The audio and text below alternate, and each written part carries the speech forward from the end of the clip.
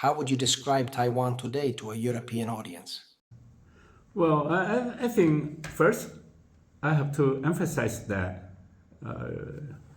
Europe is the most important area for Taiwan in terms of diplomacy, in terms of trade, in terms of investment. So if you want me to bring the message to all the European friends, I think first I would like to emphasize the strong relations between Taiwan and the EU. Of course, right now I'm at an office stationed in Italy. Between Italy and Taiwan, we have very close cooperation and strong relations. Taiwan is a best partner for European countries to work together in terms of the promotion of democracy, freedom, human rights, and also promote the economic cooperation between EU and Taiwan.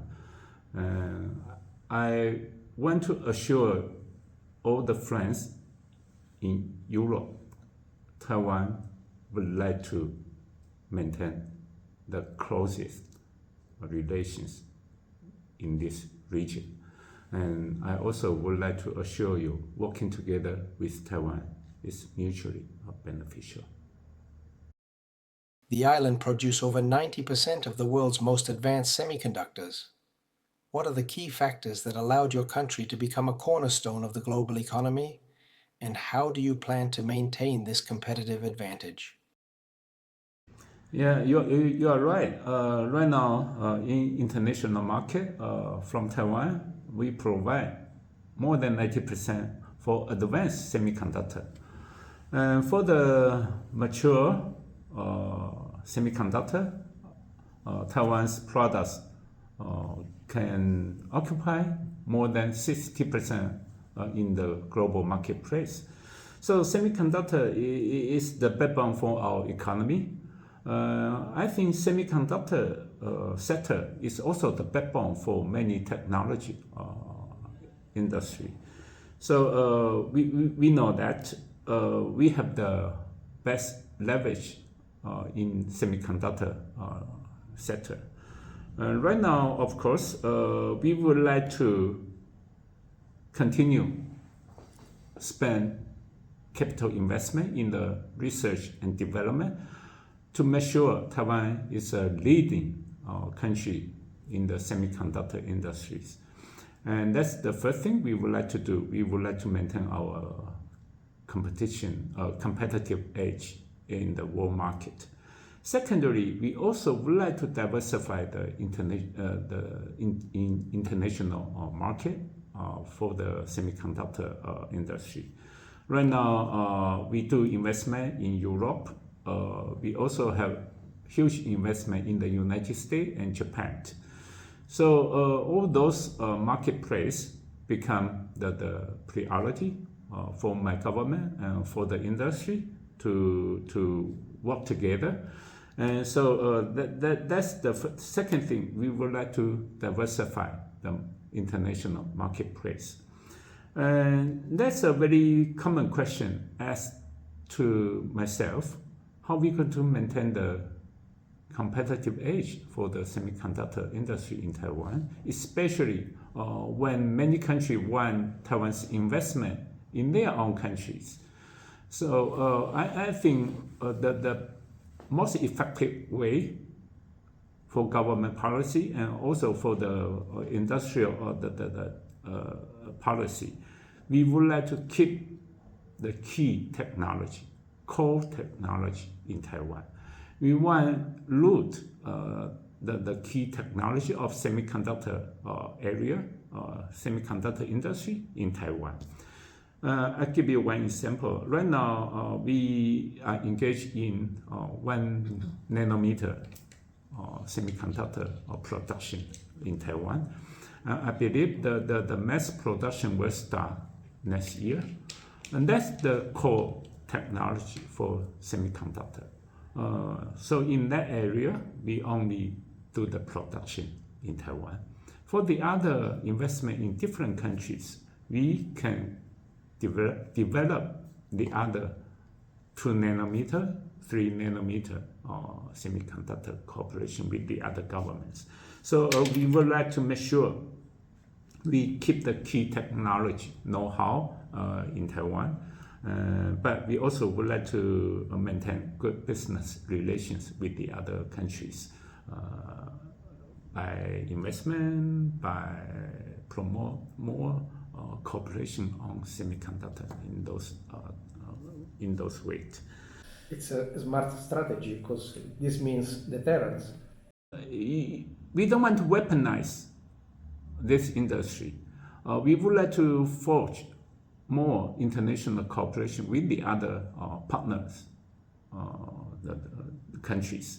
So we would like to share our knowledge, our experience, our production with the other country. But we also would like to focus.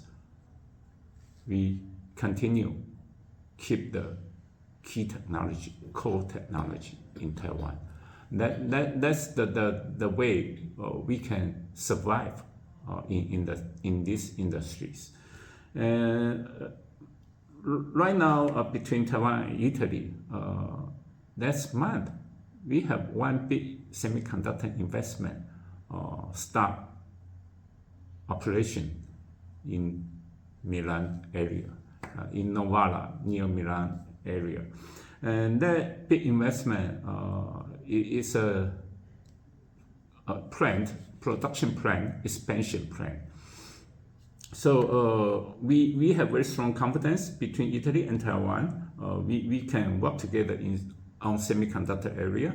And our investment in Italy is going to produce the silicon wafer products. Silicon wafer products become the upstream of semiconductor production. So very soon you're going to see Italy become the hub for the silicon wafer to provide your products in the other European market and also in the market of the United States or the other markets. So that's a very encouraging news between two governments. We in this area, I believe Italy and Taiwan, we have potential to grow in the future. So that's the most that is a case for the economic cooperation between two countries. Taiwan depends on imports for over 97% of its energy needs. In a scenario of growing regional tensions, how are you addressing this strategic vulnerability? In what role could European transition energy technologies, from offshore wind to green hydrogen, play in strengthening the island's energy resilience while simultaneously creating new opportunities for strategic partnership between Taiwan and Europe? Energy policy is the most important policy right now facing my government. As you may know, technology industry rely heavily on energy, especially when you talk about the artificial intelligence. If you want to develop artificial intelligence, you're going to build up a lot of big data center. Those big data center going to consume huge energy. Right now, our energy, the percentage of our energy in Taiwan, 60% rely on traditional energy. That means oil, gas, and coal. And another 10% rely on renewable energy, green energy. And so from those kind of the combination, you can tell that kind of policy is not really healthy. And we need to modify the policy. That's why since 2016, we taking a big effort try to diversify the provision of energy for our industrial development. We set the goal we would like to increase the renewable energy from 10% to 25% in the next 5 years. And so right now, I have to be very honest to you. In terms of the goal we set in 2016, we are kind of shy from our goal, but we continue working on that direction. We hope we can put more resources and to combine with government policy to increase the percentage of the renewable energy. I believe that that's the most important goal for my government right now. Talking about the cooperation on the energy the area between Taiwan and Europe, I would like to say that European partner become the biggest partner for Taiwan's industry to work together on green energy. We receive wind farming investment and or the other the investment from the United States, from the European countries. The biggest the investor come from the UK. Also, right now, the other European country, for example, Italy and Germany, they are catching up. So right now, between Taiwan and Italy, energy cooperation become a new and prioritized area for two governments to discuss. We know the European country has the best technology in the green energy. We would like to work together with all the European partners in terms of technology transfer, in terms of the investment, in terms of the openness of the market. I think once we deepen our cooperation in this region, in this area, I think that not only benefit for our European partner, but also a benefit for Taiwan's industrial development. In recent months, Beijing has conducted increasingly large-scale military exercises around the island. To what extent are these maneuvers a message to the outside world, and to what extent are they preparation for a possible invasion? I think that's become very clear. The sign for PRC taking any provocative action against Taiwan. And in this year, we do compile some statistics. The military threat directly from China on Taiwan increased 300% compared with the years before. So from this trend, you can. And they were not irrelevant in the past. No. Yeah. So from this trend, you can tell that the military intimidation or coercion against Taiwan taken by PRC will never end. And that's a very widely debated issue. When PRC going to invade Taiwan? Is PRC going to invade Taiwan? I think in the near term, we don't see that kind of the direct threat from China, but we do want to make full preparation to prevent that kind of event or military from happening.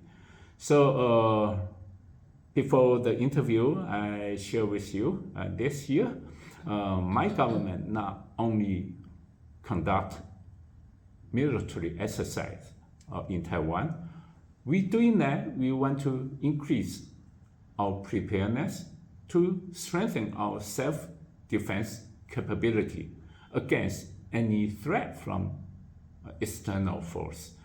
So now this kind of military exercise in Taiwan not only engaged by military unit, but also with whole of society. We would like to increase the awareness from the public to work together with government to protect our own country, to protect the democratic way of life. And without doing that, we're not going to have enough power to safeguard our countries. And if you ask what kind of the policy my government is taking to deal with China, I would like to repeat that not any war can create peace. So we would like to open our arm to have a dialogue with China. And we also convey this message to Chinese government. Both sides across the Taiwan Strait, we should sit down and discuss how we're going to maintain safety and stability across Taiwan Strait. We don't want to see any military conflict between two sides. So all the dialogue we welcome.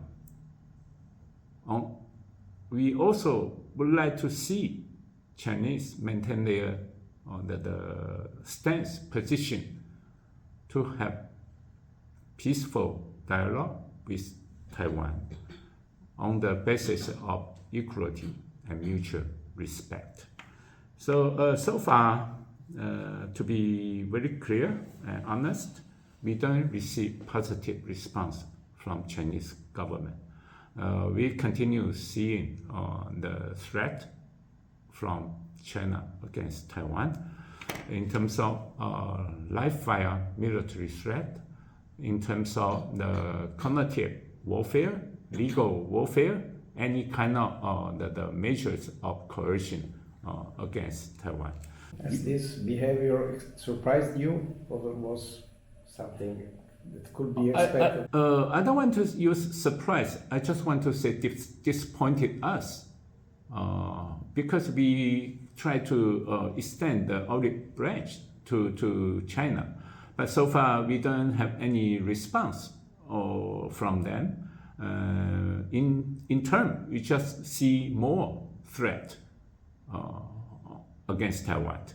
So we hope we can continue to be patient, to continue maintain this kind of position, and to promote regular dialogue between Taiwan and China. And that's the only way to solve the difference across the Taiwan Strait. And we don't want to see confrontation and conflict between both countries. Yeah. Several studies suggest the possibility of a partial or total naval blockade by Beijing. What global impact would such a scenario have, and what role should Italy, within the European framework, play in addressing it? Well, I thank you very much for taking this chance to Italian government pay high attention on the peace and stability in Indo-Pacific region. And 2 years ago, your government made decision to send the aircraft carrier Cavor to Indo-Pacific region to join the military training and military exercise with countries in that region. That's a very positive news for not only for Indo-Pacific but also for my countries. So we once again welcome that development and that decision. I think that the Italy play a critical role to promote the peace in the global arena. Right now, in Russia war against Ukraine, in the some confrontation in the Middle East, and those kind of the event, I think Italy continue play critical role to end the military conflict or confrontation in different area of the world. So we hope Italy, along with the other EU members countries, can continue working on that direction and maintaining close cooperation with countries in Indo-Pacific region. We think Taiwan can be the contributor for the peace and development in Indo-Pacific region. We don't want to create any problem or confrontation in that region. We want to do our best to work together with all like-minded countries to promote peace and development in that region. And so I think once again, Italy is a critical and important player, not only in European, in Europe, but also in the world. Right now we see the aircraft or carrier or warship from Germany, from France, from the UK, from the Netherlands. They send their warship transit Taiwan Strait to uphold the freedom of navigation and the airspace. So we also hope Italy can take the same action, send your warship transit the Taiwan Strait to repeat the importance of freedom of navigation. I think that's comply with rule-based of international order. We also would like to see that going to be that going to send a very strong signal to China and to the other the country in the region. Peace is the only way the only way to promote the development in Indo-Pacific region. So any country in the region should comply with the same rule. We hope this become the mutual understanding among members in the regions. The recent military parade in Beijing and renewed calls for reunification signal China's challenge to US leadership. From Taipei's perspective, how is this dynamic interpreted? And how is the current unpredictability of the US president perceived? Well, I have to say that the United States is the strongest backer for Taiwan's the security. So we maintain very close tie with the United States. Of course, right now, China and the United States become the global superpowers. And this issue of Taiwan, the issue of Taiwan become the topic between the government of Chinese government and the United States government to discuss. And that is not new. Talk about the reunification with Taiwan. And Chinese government always promote Taiwan is part of China. They always express their claim, sovereignty claim over Taiwan. But I have to say that again, and I also would like to repeat my government's policy. Taiwan is an independent and sovereign country. Taiwan is not part of China. Taiwan is not subordinated to China. So that's the key points of difference between Taiwan and China. So first, we have to solve the differences on these issues. And that's why we say not only Taiwan, but also Chinese government, they should open their mind and to put this issue for dialogue, for discussion, to try to narrow the difference on the issue between both sides. We don't expect this issue can be solved or resolved very quickly, but we have to start doing that. So regarding the policy or reaction from the American government, especially under the Trump administration, I think a couple of weeks ago, President Trump said that as long as he is American president, China is not going to launch invasion on Taiwan.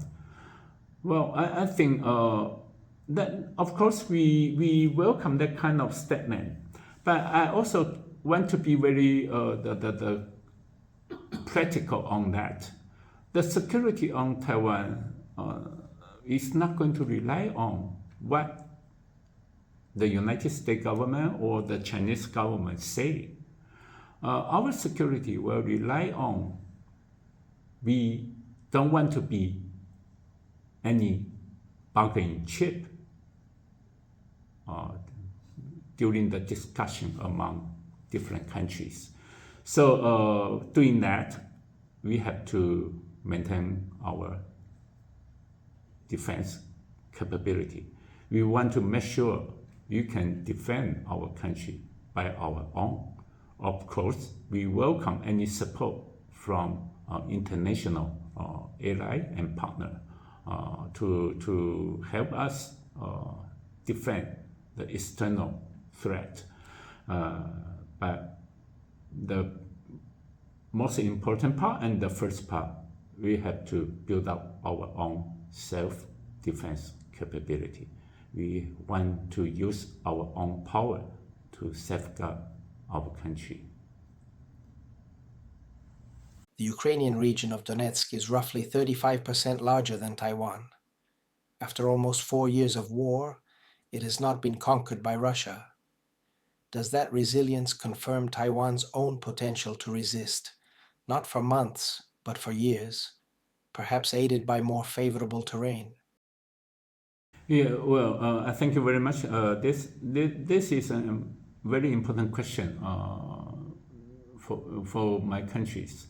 More than 3 years ago, when Russia started the invading of Russia invasion of the Ukraine, over the past 3 years, we learned a lot of things from Ukraine.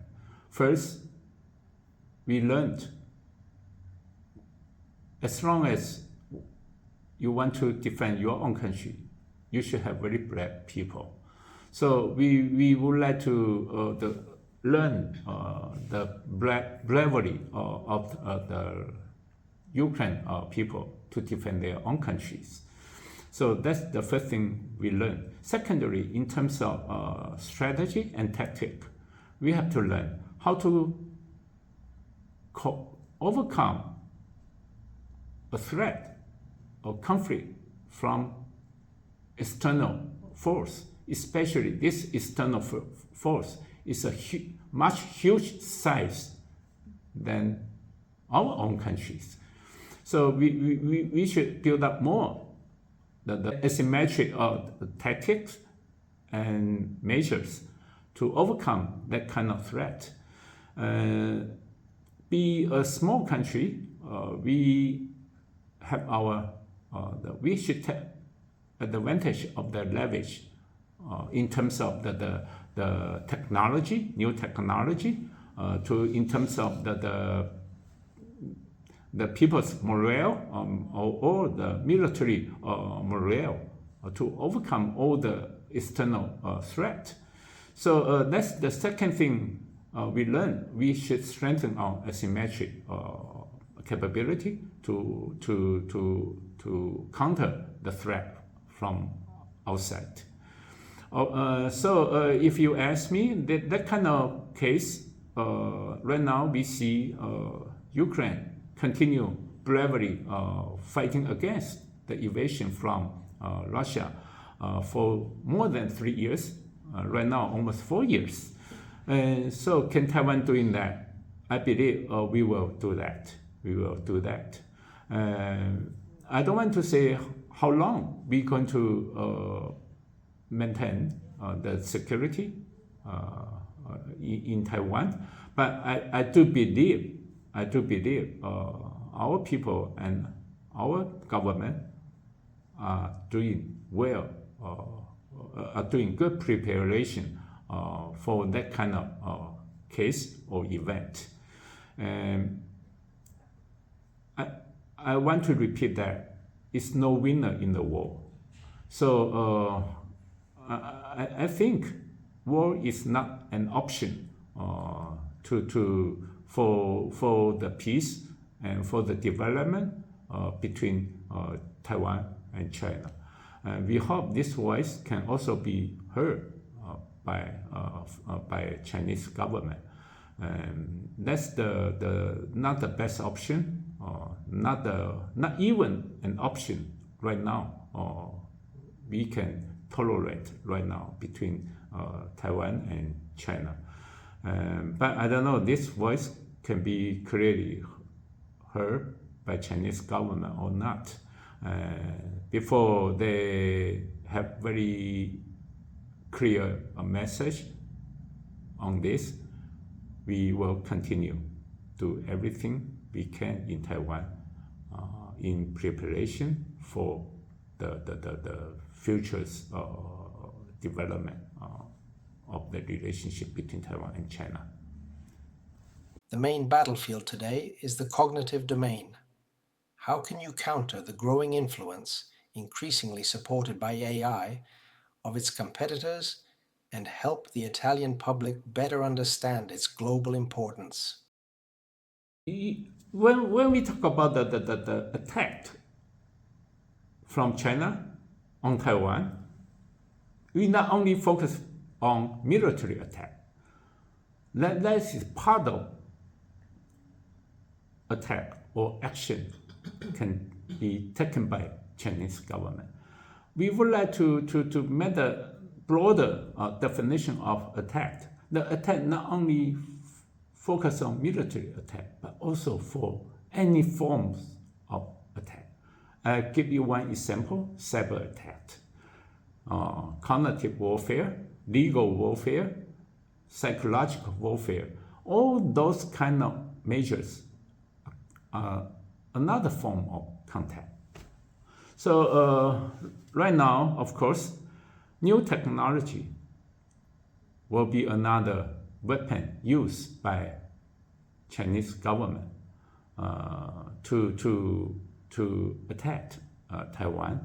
And actually, we already saw many cases for the Chinese government to use the technology to increase their cognitive warfare against Taiwan. You mentioned about the artificial intelligence.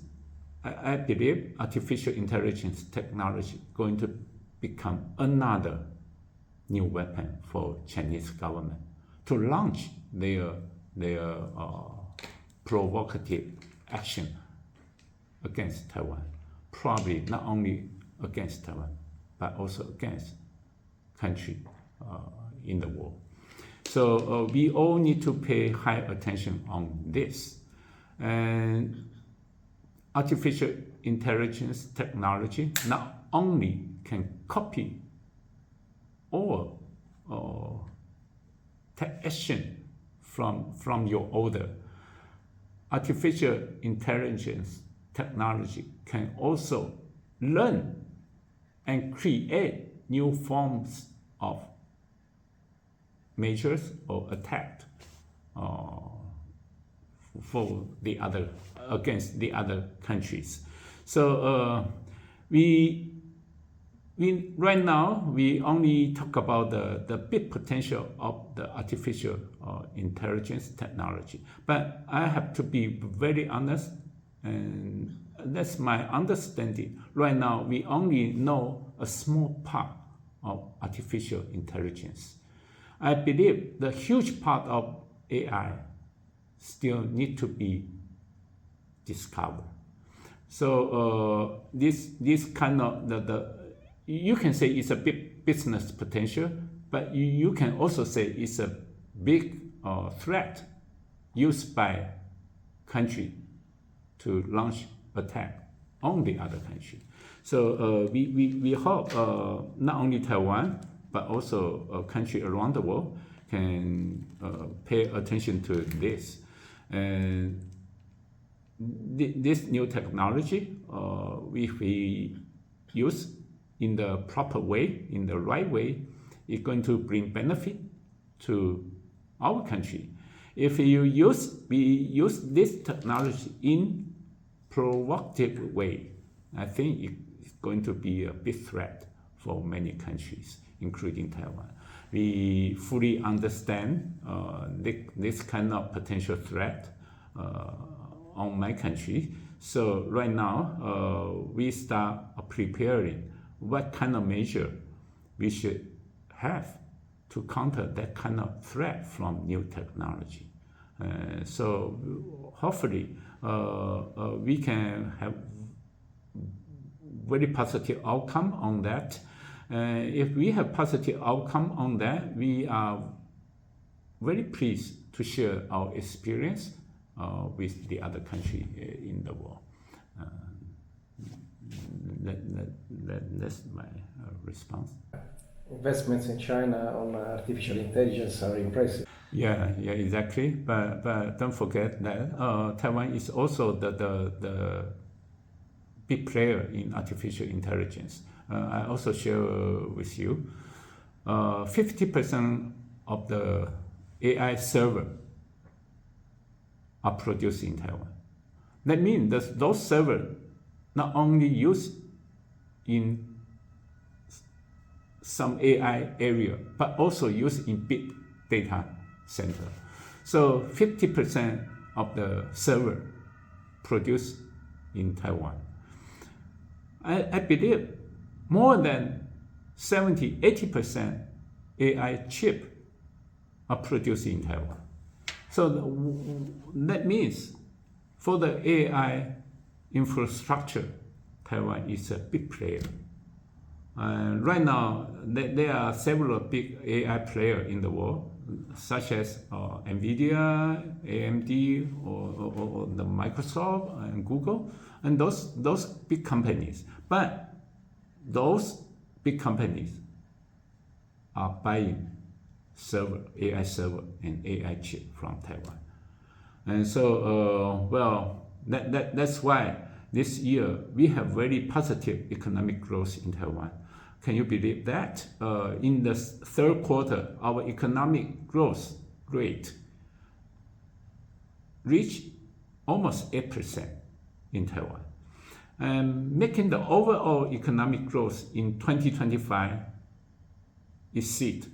can easily exceed 5% in Taiwan.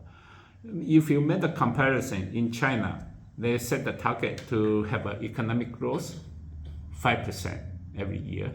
But in Taiwan this year, we easily exceed 5%. And this good economic growth are driven by artificial intelligence technology. We produce server, we produce chip, we produce the AI infrastructure components in Taiwan. So that's another issue I would like to raise between Taiwan and Italy. I keep saying that for the future development of AI technology between Italy and Taiwan, we have huge room to work together, not only for semiconductor, but also for the other important components and infrastructure. I believe in that area we are qualified, capable, working together with Italian government. And I also believe that kind of cooperation can bring mutual benefit to both countries. And I hope that kind of discussion can fall into real action very soon by two governments between Italy and Taiwan. At the end of the interview, I would like to add one more point for our discussion today. I would like to especially focus on the cooperation between Italy and Taiwan. First, I would like to say the cooperation between two countries is going to bring benefit for two countries. I would like to promote more cooperation on economy and technology, especially focus on new technology. As I mentioned in my interview, we have huge investment on semiconductor industry in Italy. I believe in the near future, we're going to see the big investment from Taiwan in Italy will be artificial intelligence or AI related industry. For the AI technology, you like it or dislike it, it's going to be the big potential for the future's economic growth for the world. And I want to give you some figures to show you what the great contribution Taiwan has made to Italian economy. According to our statistics, in 2024, bilateral trade between Italy and Taiwan was around 6 billion in 2024.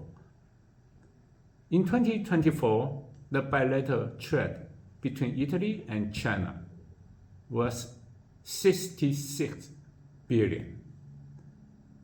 That's the two figures, 66 billion and 6 billion. That means, in terms of bilateral trade, Italian trade with China is 10 times bigger than trade with Taiwan. But one thing is very different. In the two-way trade between Italy and China, China is making 30 billion trade surplus from Italy every year, especially in 2024. And look at the case between Italy and Taiwan. Italy in 2024 was making 1 billion trade surplus from Taiwan. That means you are making 1 billion from Taiwan in 2024, and 1 billion is a very very average the figures. In 2023, you also have more than 1 billion. So every year, I should say, every year over the past 10 years, Italy has been making money from Taiwan every year. You enjoy trade surplus from on the trade with Taiwan, but you suffer the trade deficit with China. That's the two-way trade. Let's come back to see the investment. For the cumulative investment from Taiwan to Italy, we have 1.7 billion US dollar, 1.7 billion. But if you look at the investment from China to Italy, the cumulative investment is just a little bit more than 2 billion investment from China. That means Taiwan is a much smaller economy compared with China. But our investment in Italy almost same equal number as Chinese investment in Italy. So in terms of economic contribution, I would like to jump to the conclusion. Taiwan made a greater contribution to Italian economic development. I say that, I didn't mean we have any complaint on that. I think because of industrial structure, that kind of trend should be reasonable between Italy and Taiwan. It didn't mean every year you met 1 billion from Taiwan. We have any complaint on that. We don't fall into that discussion. I think that is a structural issues. It's a positive development for the two countries. But I would like to say that in terms of investment is a real the effect a country can receive the economic benefit. So if you look at the investment, the size of investment compared with Taiwan's investment and Chinese investment, our investment is almost same numbers as Chinese invest here. So I think that's the statistic need to be introduced to you to let you understand Taiwan is a small economy, but Taiwan is made a greater contribution to your economy.